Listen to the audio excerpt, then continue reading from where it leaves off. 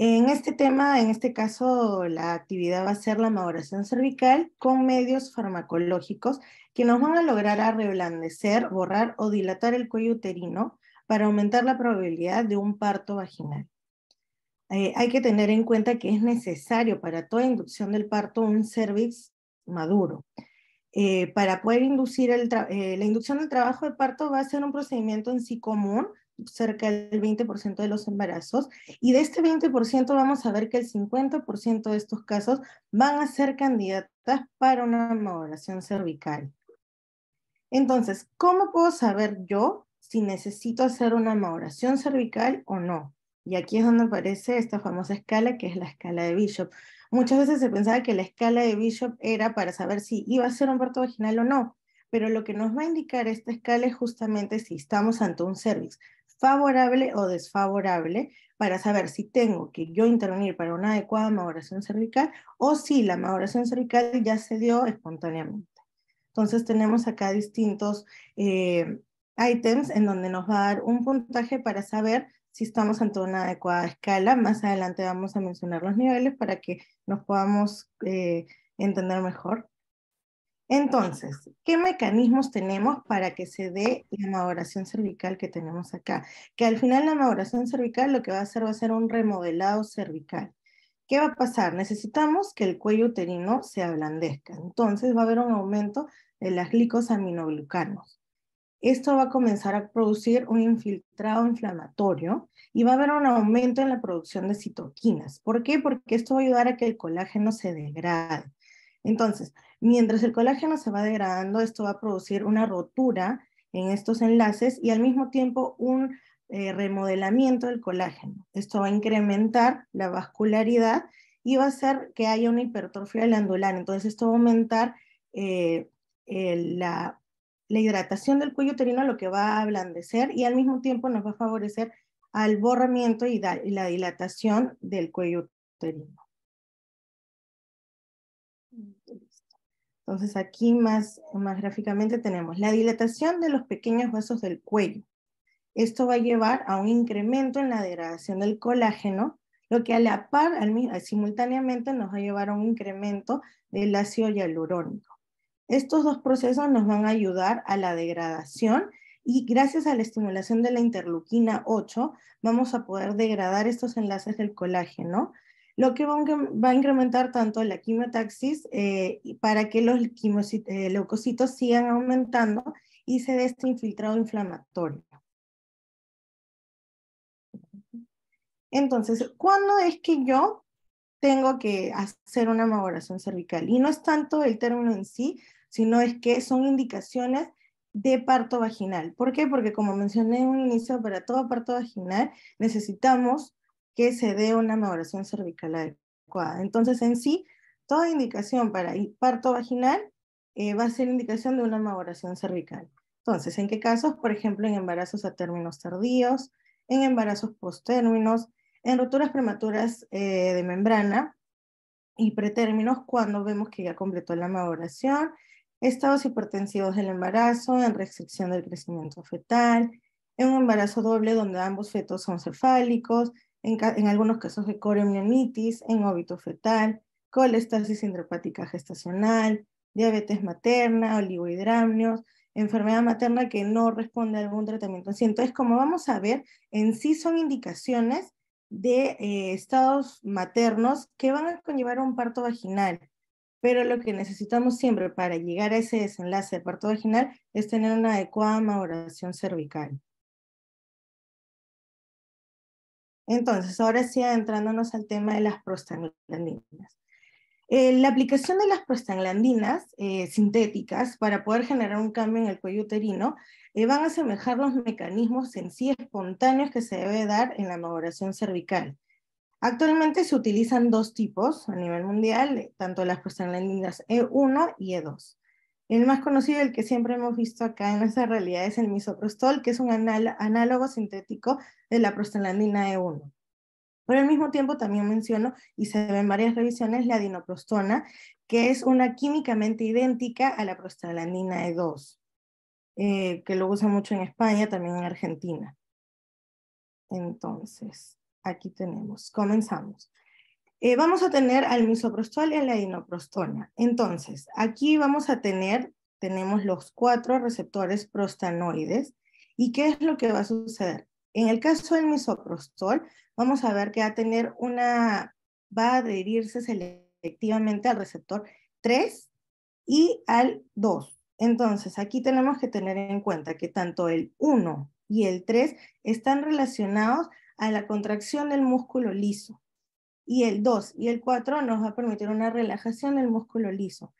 Entonces, sabiendo que tiene una fijación selectiva, el misoprostol, a los receptores tipo 3, ahí es donde vemos, y muchas veces lo vemos en efectos adversos, la taquicistolia que nos puede provocar el misoprostol y que está reportado que es mucho más que la dinoprastona, aún con dosis bajas. En cambio, la dinoprastona sí va a tener adherencia a los 4 tipos de receptores, pero no va a ser selectivo como en el caso del misoprostol. Entonces, hablando en principal del misoprostol, tenemos el esquema del tratamiento. Hay tanto vía oral y vía vaginal. En cuanto a la vía oral, podemos utilizar 50 microgramos cada 2 horas con un máximo de 4 dosis.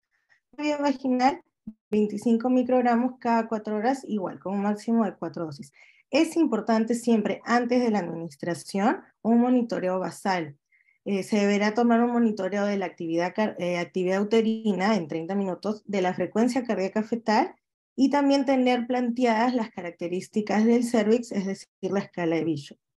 Y luego, una vez iniciada la primera dosis, se da un monitoreo posterior. Igual, vamos a ver la frecuencia cardíaca fetal, la dinámica uterina durante los 30 minutos.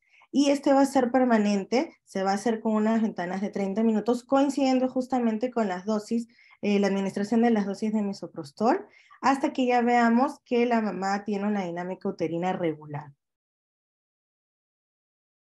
Entonces, justo lo que les mencionaba a la par con la escala de Bishop, cuando hablamos de un cuello favorable, cuando el Bishop es mayor o igual a 6. En este caso, que es la guía del Hospital Carrión con la que yo trabajaba, cuando ya tenemos esta escala, este valor, realizamos una amniotomía y evaluamos la dinámica uterina.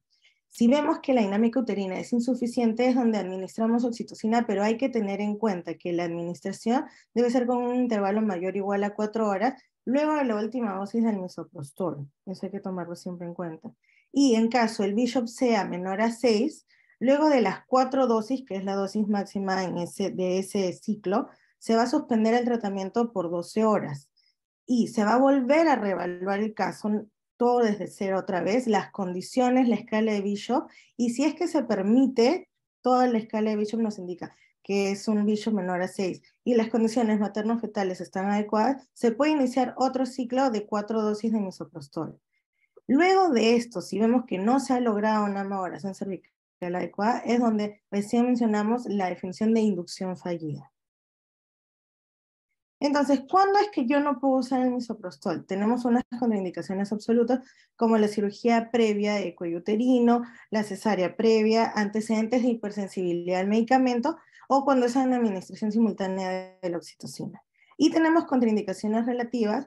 En toda patología en sí materna que no esté compensada va a ser una contraindicación relativa. Tenemos que evaluar siempre a la paciente como un individual y ver si el parto, las condiciones del cuellito y ver si es que se va a lograr el parto dentro de las 12 horas o no, porque no vamos a tener a una paciente no compensada en más de 12 horas tratando de lograr un parto vaginal.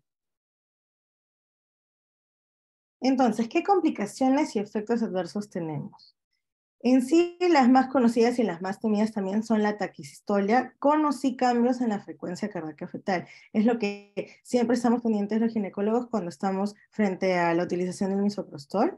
Y otra de las complicaciones más frecuentes también es el encontrar líquido meconial. Entonces, justo acá encontré dentro del protocolo del Clinic de Barcelona las complicaciones y efectos adversos más frecuentes que se suelen encontrar, como lo son las alteraciones en la frecuencia cardíaca fetal, hipertonía uterina, taquicistolia, y dentro de las poco frecuentes que igual nosotros sí la vemos en nuestro día a día, están náuseas, vómitos, diarreas, y es muy raro que se dé una coagulación intravascular diseminada o una rotura uterina. Entonces, ¿cuál vía uso? Que también es muy común porque tenemos tanto la vía vaginal y la vía oral. Siemens fue el primero que hizo un estudio farmacocinético en donde comparó ambas rutas. Entonces, ¿qué fue lo que encontró acá? Que sí vio que cuando se coloca vía vaginal se logra un incremento gradual después de la administración. Entonces, se logra un nivel máximo después de los 70-80 minutos y este va declinando lentamente. Por eso es que muchos estudios, que más adelante los voy a presentar en la evidencia, refieren que la vía vaginal logra más dosis efecto que la vía oral en casos del misoprostol.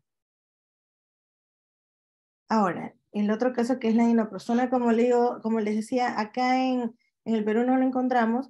Yo tuve la oportunidad de hacer una rotación en Argentina y vi cómo lo utilizaban el dispositivo vaginal. Entonces, en sí tienen la presentación tanto en gel como el dispositivo vaginal. Y lo bueno de este dispositivo vaginal es que tiene una cadena de recuperación. Este se va a colocar en el fondo de saco, va a producir una liberación continua de 0,3 miligramos por hora en mujeres con membranas íntegras y 0,4 miligramos hora en pacientes con membranas rotas. Y lo que pasa en estos casos es que al verse tanto complicaciones o efectos adversos, la ventaja que tenemos es que se puede retirar mediante la cadena de recuperación. Entonces, retiramos rápidamente el medicamento. Entonces, ¿en qué casos debo usar la diprostona? Entonces, en pacientes con alto riesgo de hiperestimulación uterina. Más adelante en las evidencias también les voy a mostrar un cuadrito en donde tenemos el misoprostol en casos donde tenemos bajos riesgos de hiperestimulación uterina. Ahí es donde podemos elegir el misoprostol. Pero cuando tenemos pacientes con alto riesgo de hiperestimulación uterina, es donde varias evidencias refieren que se debe usar la dinoprostona. Por ejemplo, ¿en qué casos? En casos de sobredistensión uterina, polidramnios, multiparidad, macrosomía, gestaciones múltiples, cuando tenemos riesgo fetal como en la restricción de crecimiento uterino, o cuando tenemos pacientes que sí tienen cicatrices uterinas previas, como una cesárea previa o una cirugía uterina previa. Aquí tenemos justamente el cuadro. Este es del 2018, en donde comparan tanto la dinoprostona con el misoprostol. En sí, las características que ya les mencioné previamente, cómo es que se aplican. Entonces, acá justo lo que resalté son dos asuntos. Los efectos adversos van a ser muy similares en ambos casos, ¿ya? Pero lo que teníamos de ventaja, que fue lo que les mencioné, en la dinoprostona, como tenemos la cadena de recuperación, apenas presentamos estos efectos adversos, lo podemos retirar, cosa que no sucede con el misoprostol. Y otro punto, si bien acá tenemos los costos que son distintos al nuestro, pero sí, es muy importante mencionar que el misoprostol es un precio accesible para todo tipo de público y que lo podemos conseguir en nuestra realidad. Entonces, quise igual colocarles en sí el protocolo que se utiliza en cuanto a maduración cervical e inducción del parto del Clínic de Barcelona, y justamente ellos ya en su protocolo mencionan esa diferencia. Misoprostol para usarlos en pacientes de bajo riesgo de hiperdinamia uterina y la dinoprostol en pacientes con alto riesgo. En sí tienen todo un esquema justamente con las 4 dosis y cómo debe ser el monitoreo en cada caso.